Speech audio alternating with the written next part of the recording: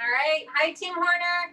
Happy Halloween. Happy Fall Festival time.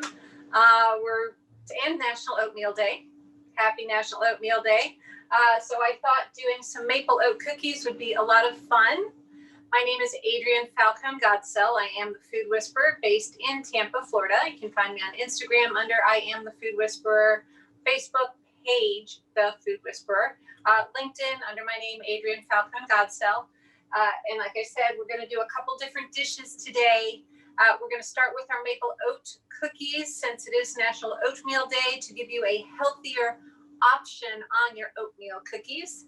And this recipe was given to me by Pam Brown, my mentor, over 20 years ago, many moons ago, who was vegan. And that's how I really started learning healthy plant-based eating or non-American vegan eating. Because you have American vegan where you're having all these meat substitutes and cheese substitutes and still really very highly processed foods. Or you have, I'm called like the European vegan plant-based person where you're getting your nutrients from the foods that you're eating, and plant-based eating can be quite healthy for you. That being said, as far as plant-based go, I follow the rule of the 80% plant-based, 20% animal product. So 80% of your plate is veggies of some sort. So 3 different colors, if you can find 3 different colors. And then that other 20% would be your protein source there, okay? But getting started, our maple oat cookie, these recipes, reach out to Kim and she will get them to you. I just have to double check to make sure that I sent those, and I'll be doing that later on today. So I have simplified this recipe down. I think I've cut it probably in a fourth from what the original recipe is that Pam gave me. And this is to make this, body friendly so that we're not overeating our cookies. So we have oats. You want quick oats for that. And did you know that oats by themselves are naturally gluten-free? It's just a matter of if they're grown with wheat and or if they're processed with wheats. So we're going to do a gluten-free version today. You can totally use regular wheat flour if you want to instead of gluten-free flour. I also found that paleo flour can be used as well. Going into these great little tricks that I love to give to you. Did you know that your instant oatmeal packs are at 1/2 cup? Yes, they are. So if you get a box of the oatmeal instant quick oats gluten-free, then you're using 3 bags, which is 1.5 cups of oats that we're going to toss in our little bowl here.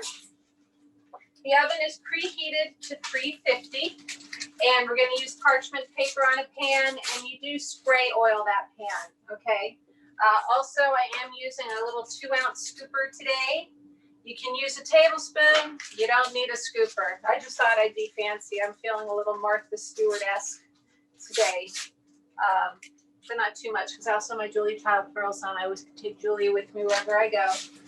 She started it and got our cutting edge going for us. And then this great 1 cup of flour. I found this in the store. It's a gluten-free flour that come in 1 cup packets.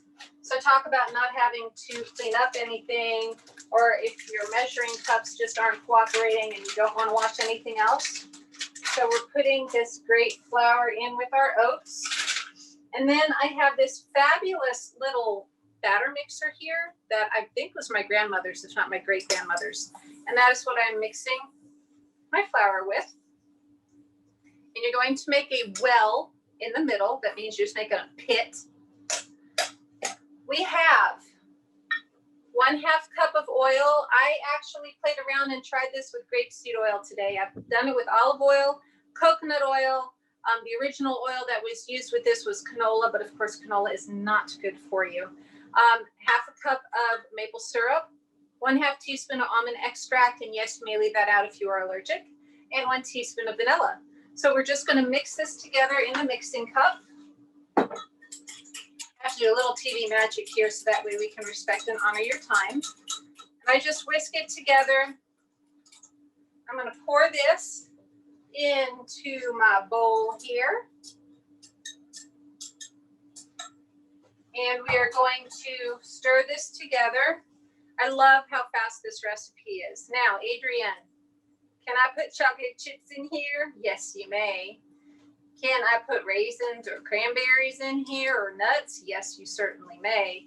And you know what else I did? I used cocoa nibs. A friend of mine had given me some because they thought they were going to like them and they didn't, because they're not chocolate chips, okay? Let's be honest, cocoa nibs, cacao nibs are not chocolate chips, just to be clear on that one, okay? But if you're trying to get away from chocolate and you can't get away from chocolate, or you just want to add a little bit more healthier style in there, you can do that as well.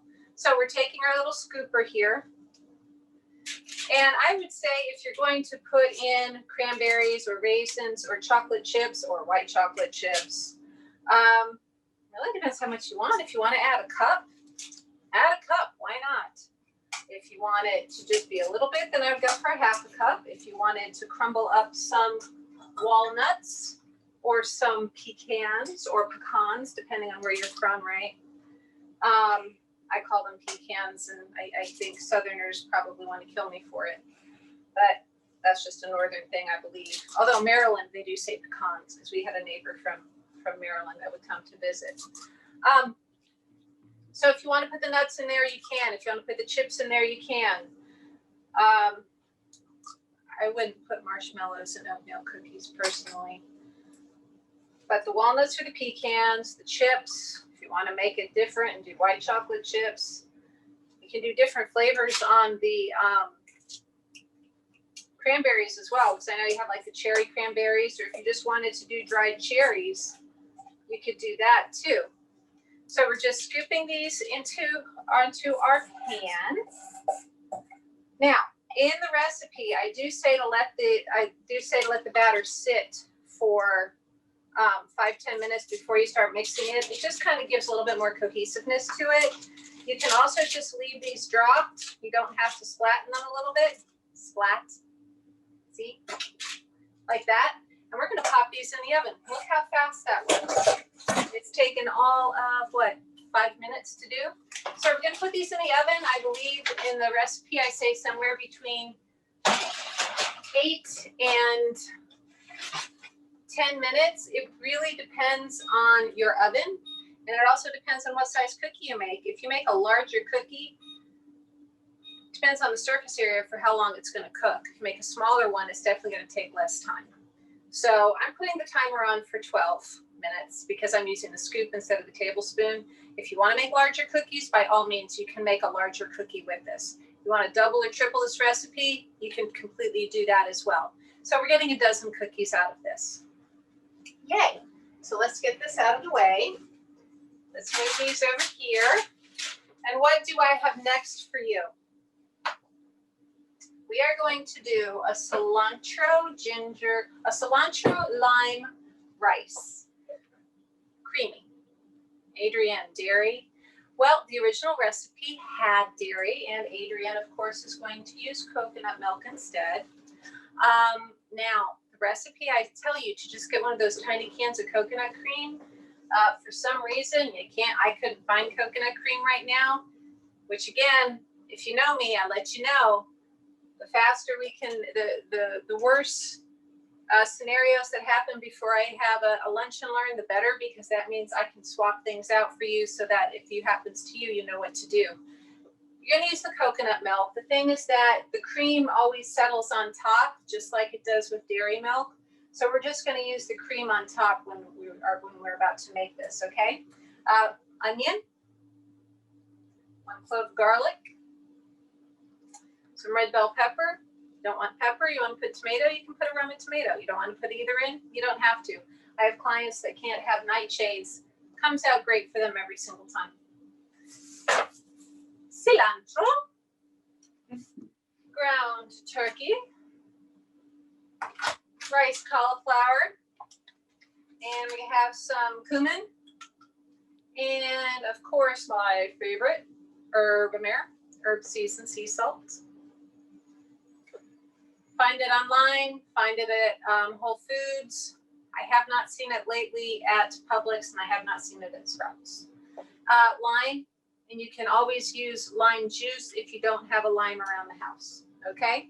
So we have our saute pan. We have that on medium heat, heating right now. The thing that you have to think about when you're doing heat is that they say that high heat is carcinogenic, and that's what causes the cancer-causing agents in meats. So when you're cooking on the grill, you just want it at medium heat. You get that hot enough, and it's still going to cook perfectly. And it's the same when you're making anything in the oven and or on the stove. So remember that, okay? We're doing a small dice on the onion. We did a little bit of TV magic here to be saving some time, so small dice. Garlic, I don't know if you remember the trick about peeling your garlic. When you have your clove, you just tap it with the flat of your knife, and it should peel off nicely. I do like to put a little bit of salt down before I mince or slice or chop my garlic. That way it's collecting all those oils. And then we have our red pepper, which we are squaring off. I slice the bottom off, see? And then I'm just going to cut each side to get a nice dice happening.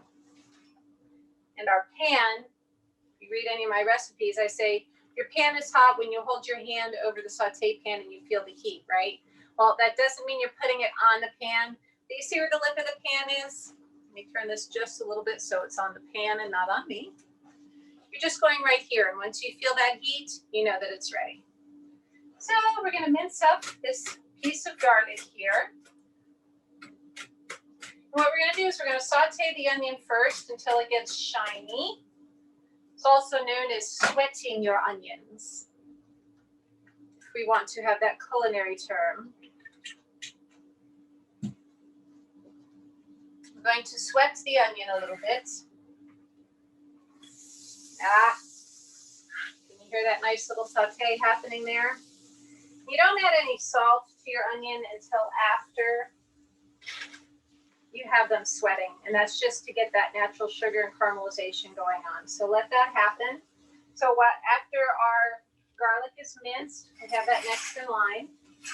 We're going to add that after the onions are pretty nice and shiny. We're going to get this red bell pepper cut up.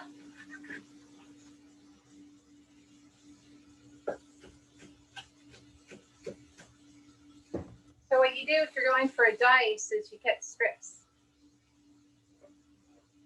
And then after you get those strips, you can just turn it the other way to get your dice happening there. Okay? I'm going to stir this up a little bit. Now, we're going to be adding turkey to this recipe.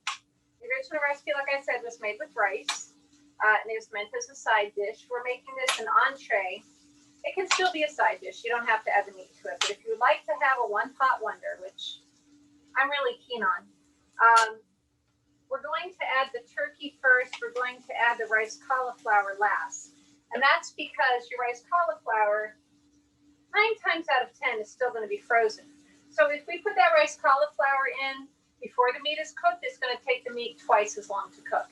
And that's something we don't want to have happen. So our onions are getting nice and shiny here. I added the salt. We're going to toss in this garlic. We're going to let that saute together for just about a minute.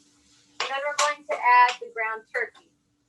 Now, you have an option here. I don't know if you've ever paid attention to this or not, but this came across to me a couple of years ago cooking for individual clients that want ground turkey. Well, you can't buy a quarter pound of ground turkey anymore. It's always packed in 1 pound packages. If you get the turkey burgers in the pound package, then you can take just one little burger patty out and freeze the rest of them, okay? So if you're just cooking for 2, or if it's just for you and you want some for tomorrow, just use a half a pound of the ground turkey if you're using ground turkey or ground beef or ground chicken. Instead of using that full pound, you don't have to be committed to anything. Just remember that. You don't have to be committed to anything when you're cooking. In my cooking world, in Adrienne's culinary world, you don't have to be committed. Okay? So, and then use the whole bag of rice cauliflower anyhow, just because that's really going to get you your veggies that you want for the day. So I'm putting in my ground turkey, and I'm only going to do a half a pound of ground turkey today because I'm the only one that's going to be eating this later. My husband wants steak for dinner tonight.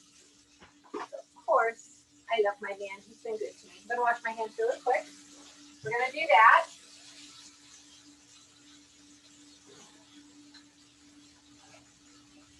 And once this meat is cooked about 2/3 of the way through, that is when I'm going to add my seasoning.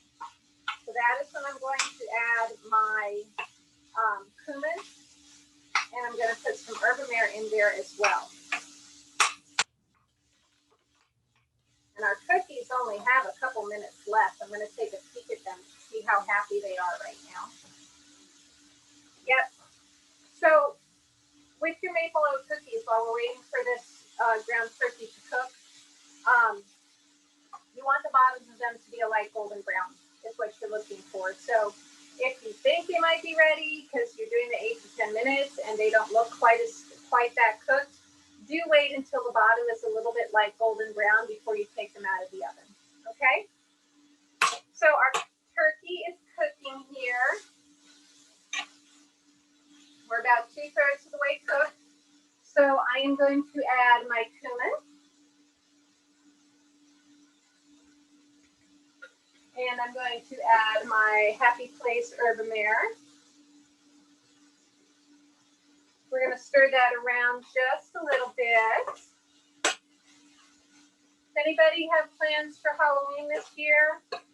We haven't done anything in a while myself, so just got some candy in case we do get trick-or-treaters. They're permitting it here in our neighborhood, so I hope the kids will be able to do that. Figure people here grocery shopping, they can trick-or-treat, right?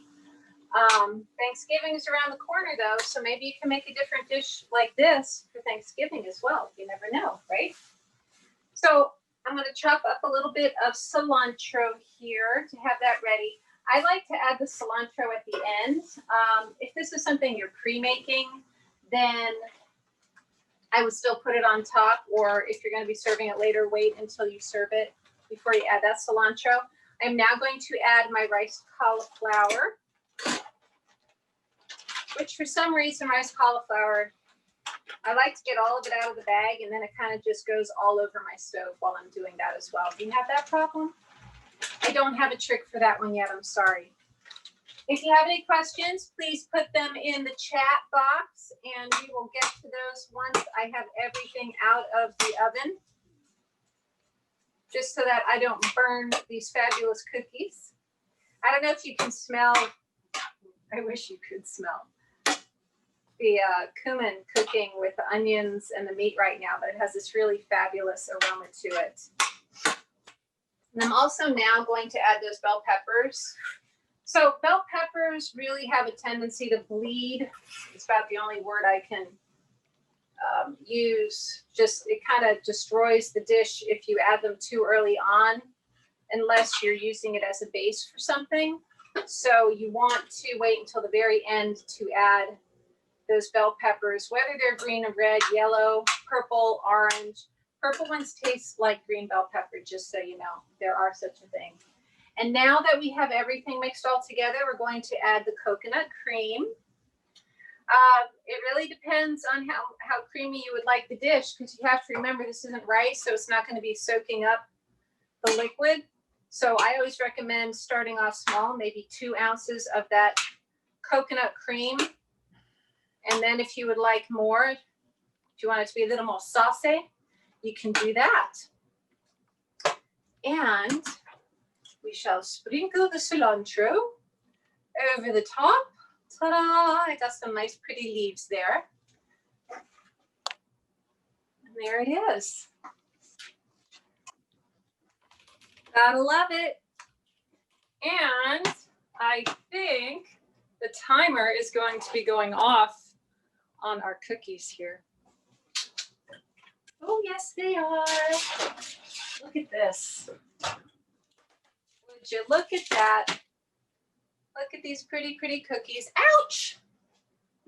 So remember I was saying you want them to be a little bit golden brown at the bottom. You could actually cook these a little bit more. But if you're in a rush, look, my timer is singing to me. If you're in a rush, you can always pull them out. I think I'll leave them in with the oven off for a few minutes while we're talking, just to let them cook a little bit longer. And we will look and see what kind of fabulous questions you have for me today. Let's see what's going on in our chat room. Okay, can I talk about maple syrup and what I recommend for that? And then how long can I keep the remaining? Okay, so maple syrup. Why do I love maple syrup and why do I endorse maple syrup? So maple syrup is sugar, okay? It is still sugar. It's a less refined sugar. So a diabetic, yeah, you still have to watch what you're doing when you're having maple syrup if you're making these in a cookie or even when you're putting them on pancakes or whatnot. The thing about maple syrup is that it's super rich in B vitamins and it's also super rich in trace minerals. So it's a very nutritious source of sugar.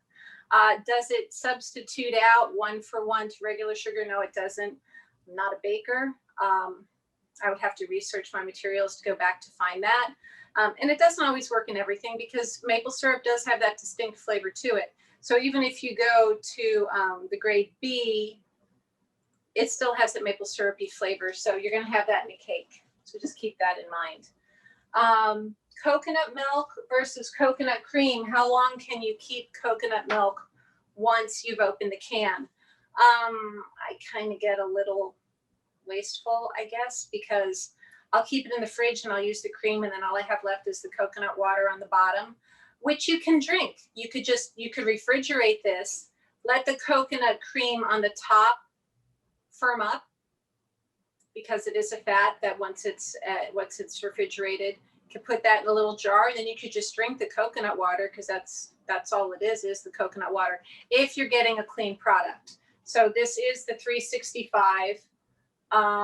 This does have guar gum in it. So it's the organic coconut, purified water, and guar gum. So it's not 100% pure coconut water that comes out of the coconut itself, but you could drink it as far as that goes. Okay. And let's see, I think we have another question. And that is, yeah, honestly, you do want maple syrup for your pancakes over table syrup. Again, and that's just because maple syrup's being tapped from the tree. Yes, it is boiled down to get to the syrup state, but it is still 100% natural. So, and you do also have to read ingredients to make sure that it is 100% pure maple syrup because now they're like doing maple syrup with artificial sweetener to cut the sugars for people. Well, in my head, I would rather have 100% maple syrup than to have something sweetened that is being sweetened with as well. I mean, why? If you're going to do it, you might as well do it. Get it the right way. So that's just me. Does anybody have any other questions for me? You can use ground beef with this recipe instead of ground turkey. You can use ground chicken. You could probably even use sausage with it if you wanted to use sausage. And that would just give it all sorts of new flavors. Maybe put andouille in it, or even if you use chorizo, that would just give that all sorts of zestiness. So you can use Italian sausage if you want to. If you use Italian sausage, then maybe I would go with oregano instead of ground cumin. And of course, fresh basil. I love basil. Rosemary, you could also use rosemary with this as well. If you wanted to use rice instead of the riced cauliflower, you would cook the rice separately first. So you would have your 1 cup of dry rice that you would cook to make 2 cups of dried rice. Saute your onions, garlic, meat, and then you would toss the rice in at the end and then pour the coconut milk on top is what you would do to do it that way. Oh my gosh, I forgot my lime. My lime is sitting right here. Look at that. So funny. So 2 things. You can add the juice and or you could add a little bit of zest. If you want to add the zest, if you don't have a zester at home, just cut off a little piece. Look at that. Well, 2 fingers. It's not a thumbnail. And I would just, the flavor of zest, I think sometimes adds so much more to a dish than the juice itself, right? But you do want it kind of small. If you have that zester, you definitely want to use the zester, and that way you're not biting into chunks of the zest, the skin itself. And then if you want to add the lime juice. Roll the lime around a little bit so that way you get the most out of it. And we're going to get all that fabulous flavor in there as well. Ta-da! And let's see, what else do we have here before it's time for us to go? Yeah, please watch the video from the very beginning. And that way you can see everything with what I did. If you have any questions, you can find me on Instagram. I am the Food Whisperer. You can also find me on Facebook under the Food Whisperer. Find me on LinkedIn, Adrienne Falcone Godsell. And I have all those fabulous ways. I think I had one other comment here. Any recommendations for the coconut cream? Heavy cream?